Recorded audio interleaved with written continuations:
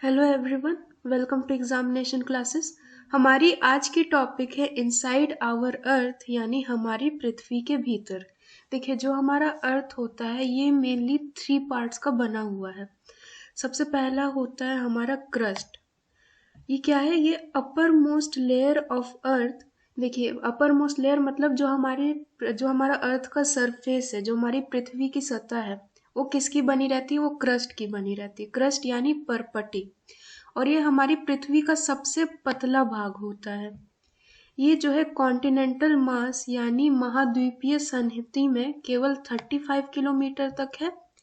और ocean floors का मतलब जो महासागर के अंदर जो आपको जमीन मिलती है उसे ओशन फ्लोर्स कहा जाता है। और ये जो क्रस्ट है, ये जो परपटी है, ये ओशन फ्लोर्स में केवल 5 किलोमीटर तक गहरा है। और ये जो क्रस्ट होता है, ये जो परपटी होती है, ये जो है मुख्य रूप से 2 तरह का मिनरल्स यानी 2 तरह के खनिज की बनी होती है, जिन्हें हम लोग एक साथ सियाल कहते हैं।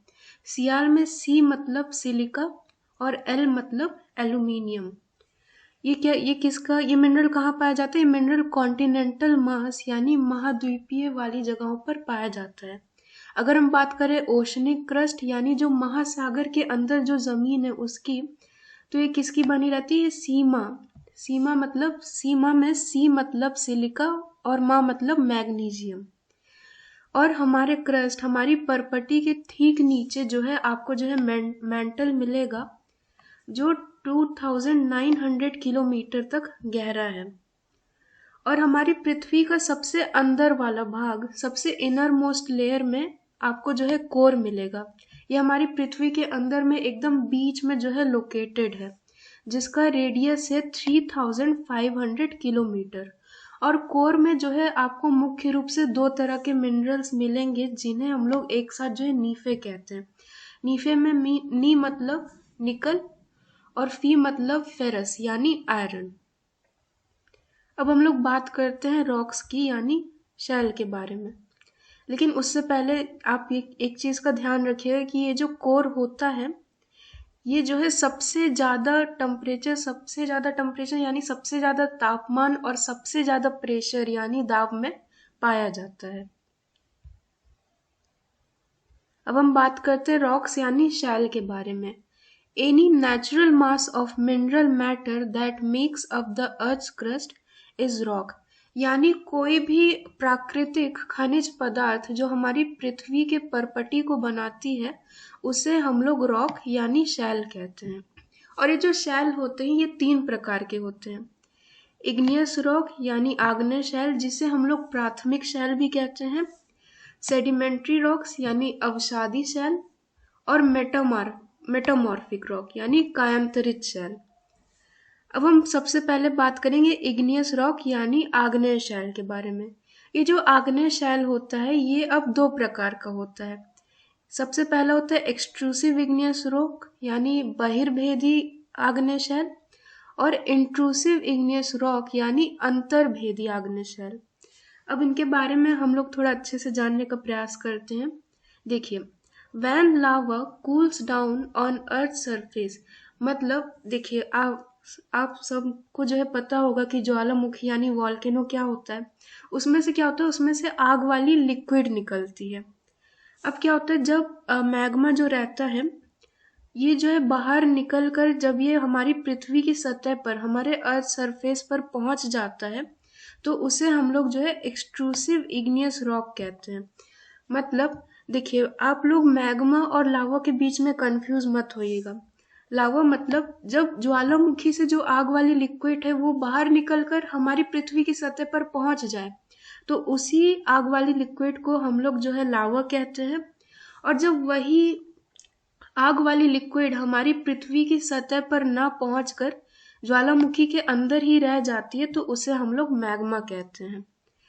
और जब लावा जो है पृथ्वी की सतह पर पहुंचकर ठंडा होकर शैल में बदल जाता है, तो इसे हम लोग एक्सट्रूसिव इग्नियस रॉक कहते हैं। और जब जो आग वाली लिक्विड है वो हमारी पृथ्वी की सतह पर नहीं पहुंच पाती और वो अंदर ही यानी हमारे अर्थ के क्रस्ट, हमारी पृथ्वी की परपटी के अंदर ही वो जमकर ठंडी हो जाती है, तो उसे हम लोग इंट्रूसिव इग्नियस रॉक यानी अंतर्भेदी आग्नेय शैल कहते हैं। अगर आपसे पूछा जाएगा कि इग्नियस रॉक्स के उदाहरण क्या है, तो आप याद रख लीजिएगा बसाल्ट और ग्रेनाइट। अब हम दूसरे प्रकार के शैल के बारे में बात करेंगे, जो है सेडिमेंट्री रॉक्स यानी अवसादी शैल। देखिए अब क्या होता है, मौसम में बदलाव होने के कारण कभी कभी क्या होता है, चट्टान लुढ़क जाते हैं, लुढ़क कर एक दूसरे से टकरा कर टूट कर ये छोटे छोटे टुकड़ों में बदल जाते हैं, और इन्हीं छोटे छोटे टुकड़ों को हम लोग जो है सेडिमेंट्स यानी अवसाद कहते हैं। अब यही सेडिमेंट्स जो है बाद में हवा, आंधी, तूफान या पानी की वजह से एक जगह से दूसरी जगह पहुंचकर ये लोग जो है जमा हो जाते हैं। अब इकट्ठा होने के बाद जो है दबने के कारण एक दूसरे के साथ जो है मतलब दब कर ये लोग जो है ठोस हो जाते हैं, और ठोस होके ये लोग वापस जो है शैल में बदल जाते हैं, जिसे हम लोग सेडिमेंट्री रॉक्स यानी अवसादी शैल कहते हैं। अगर हम सेडिमेंट्री रॉक्स का एग्जाम्पल लें तो इसका सबसे बेस्ट एग्जाम्पल होगा सैंडस्टोन। देखिए जो सैंडस्टोन होता है किससे बना रहता है, ये बालू का बना हुआ रहता है। अब हम तीसरे प्रकार के शैल के बारे में बात करेंगे, जो है मेटामॉर्फिक रॉक्स यानी कायांतरित शैल। देखिए ये थोड़ा अलग तरीके का शैल है। इसमें क्या होता है, या तो इग्नियस रॉक या फिर जो है सेडिमेंट्री रॉक्स यानी अवसादी शैल।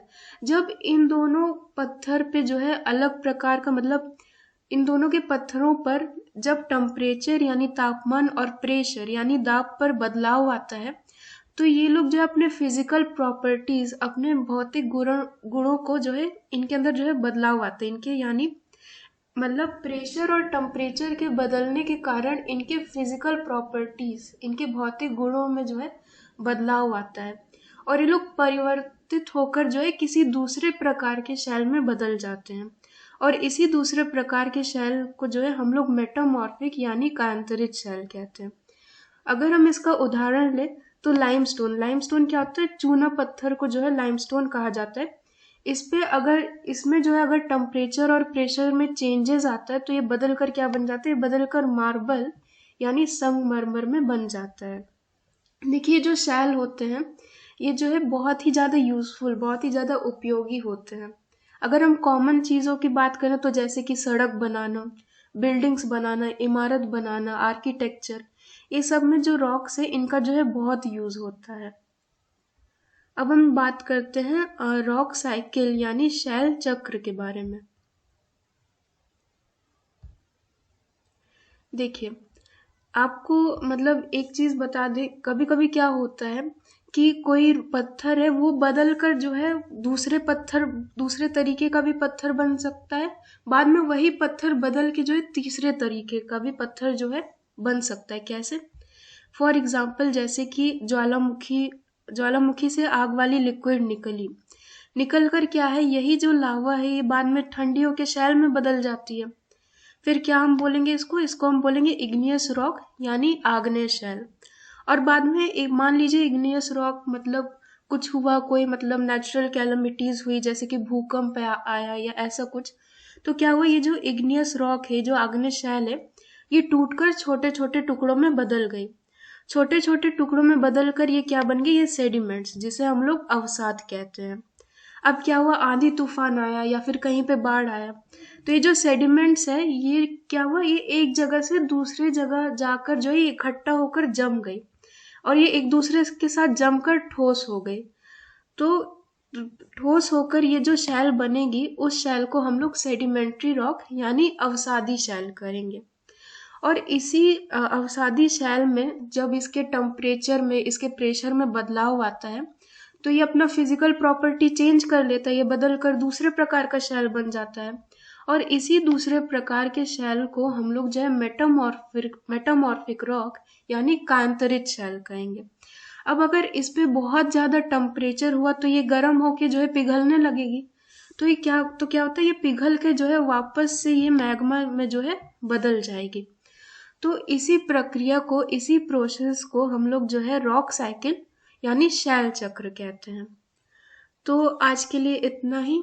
आई होप आप लोगों को चीज़ें समझ आई होंगी। नेक्स्ट वीडियो में हम लोग क्लास 7 का जो है अगला चैप्टर जो है स्टार्ट करेंगे। तब तक के लिए आप लोग अपना ध्यान रखिएगा। धन्यवाद।